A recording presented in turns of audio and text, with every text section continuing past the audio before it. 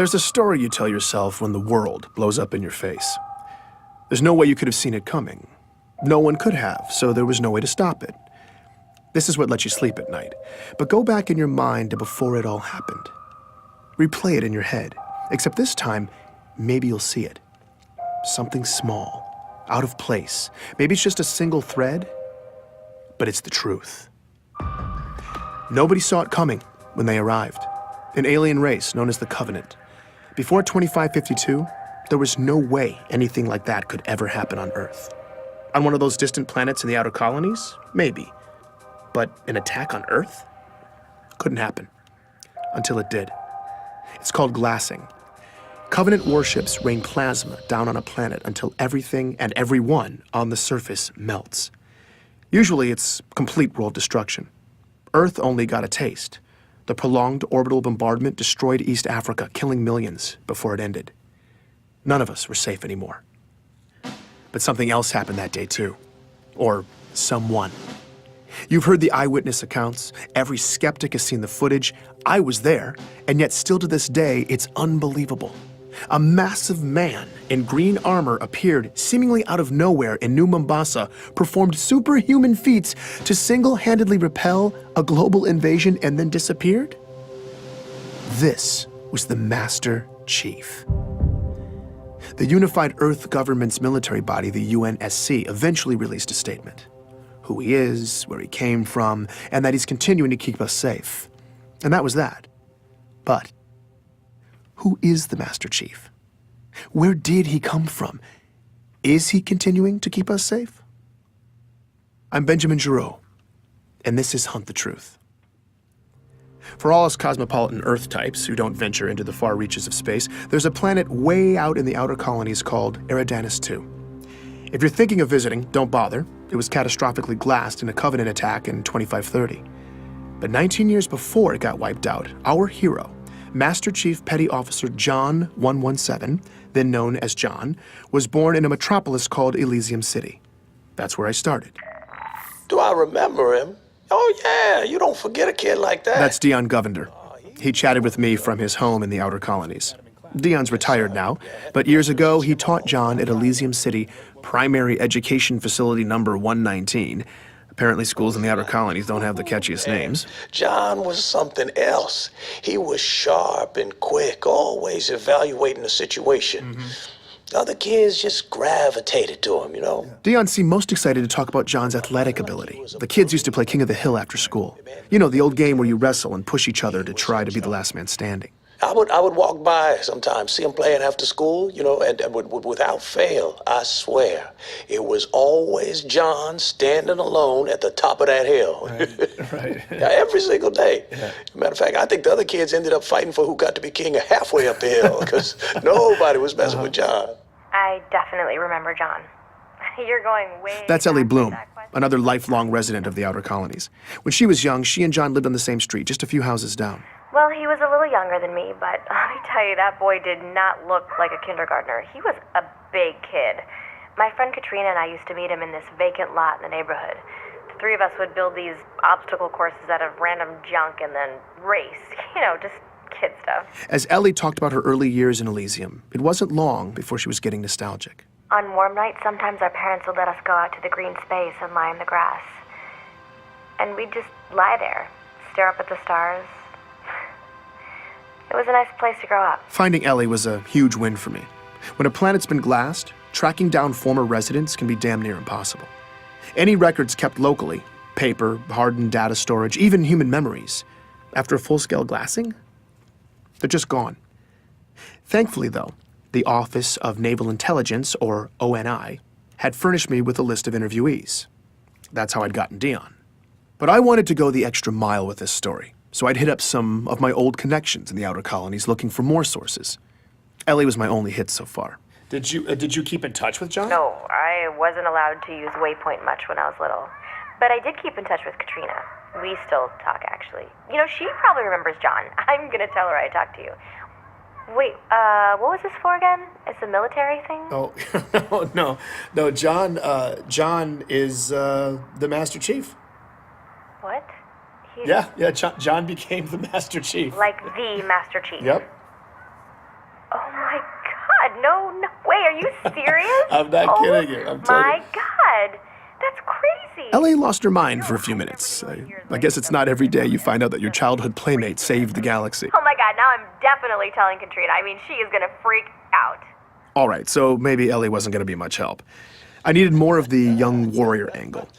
Here's Dion again. The boxing story. No, what's that? Okay, so. Not yet. I taught the primary kids, right? But I also ran this boxing league at the high school. Uh-huh. Second week, we're doing drills in the gym. John walks in. Huh. Now, mind you, John is in 6th grade at the time. I say, hey, John, what's up? He says, I want to sign up for boxing. And I say, John, you're 12. What are you talking about? But John was adamant. But I look at him and he ain't leaving. Right. So I said, okay, what the hell? Figure let it be a formative lesson for the kid. I don't know what it, so I put him in the ring with one of the smaller guys. John pummeled this boy. It was over in about 15 seconds, okay? So, well, all right, well, I put him in with this bruiser. Now, a real good fighter. Yeah. Okay? Good fighter. 2 punches. John laid him out. 12 years old. I liked talking to Dion. He was warm and funny in that grandfatherly memory lane kind of way. I realized I'd gotten lost in it all when the narrative took a dark turn. But then, one week, John just didn't show up. It was 25-24. John was 13. That's when the nightmare of the insurrection that had been plaguing the outer colonies finally landed on John's community. Under pressure from UNSC troops, the rebels were on their last leg, desperately seizing territory in the region and launching paranoid inquisitions to find spies. Civilian abductions and interrogations became commonplace. They would just, question you. Just these meaningless questions for hours and hours. Thomas Wu was living on a neighboring colony when the rebels showed up and hit hard, sweeping up Thomas and thousands of others in raids. What followed was months of horribly overcrowded detainment, neglect, and often constant questioning. Did you know this guy? What are the encryption codes for this system, that system? And you have no idea what they're even asking you. In the final couple months, Thomas says his captors started coming unhinged. And then toward the end, they just disappeared, They were gone. leaving Thomas and hundreds of others locked up, starving. I don't want to play this part of the interview, but I'll tell you, it got bad. He talks about being packed in like sardines, warm bodies, cold bodies, people dying in the dark, the smell. He doesn't know how long it lasted, maybe weeks, but Thomas and many others survived. They made it out. Well, we helped each other. We looked out for each other. And I mean that was the only way. We made it through to the liberation, and then we left. We never looked back. When I asked him where the survivors relocated to, Thomas began to list off which cities were safe for refugees at the time. Decades later, he can still recite them all from memory. I asked about John's hometown. Perth City. What about Elysium City? No. Insurrectionist cesspool. Yeah, no, they got it bad there. Dion Govender confirms this. In Elysium City, people just disappeared back then. Just happened. Once the insurrectionists took over, whole neighborhoods just got scooped up. This went on for months. Every day. He talks about watching his community get torn apart slowly, every day. I asked him about John. Yeah. Him and his parents.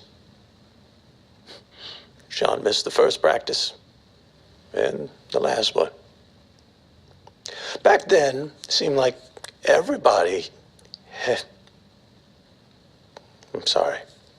No, it's fine. Take your time. It was hard watching Dion break down like this. He just looked defeated. These kinds of interviews are brutal.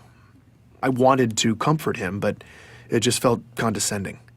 Like I have any idea what it was like for him. So we were quiet for a bit. Before we ended, though, he said this. I think that if anything good can be said to have come from all of this, It's that everyone who went through it can know that their struggle wasn't for nothing. When you have a young man who can rise up from something like this and do what John has done, he honors all of us. Dion believed in John the way the rest of us believe in the Master Chief. He made it seem like this tragedy that shaped him was almost necessary. I certainly felt like I had the proper beginnings to a hero's origin story. The story made sense. It felt right. Sometimes you have to go back, though. Look again, because maybe you'll see something small, out of place, that single thread. Later that evening, after my interview with Dion, I was pretty drained, so I spent some time sifting through a bunch of file boxes. I'd paid this scavenger in the outer colonies to dig around and send over any Elysium City documents she could find. The only local government records left were hard copies, but I took them anyway. I was sorting through a messy box of local census registries when I stumbled across John's name. One line of basic information, printed out in black and white. That's when I saw it. A single letter next to his name. D. I was staring at an official document that said quite plainly that in 2517, John died at 6 years old. Please join me for the next episode of Hunt the Truth.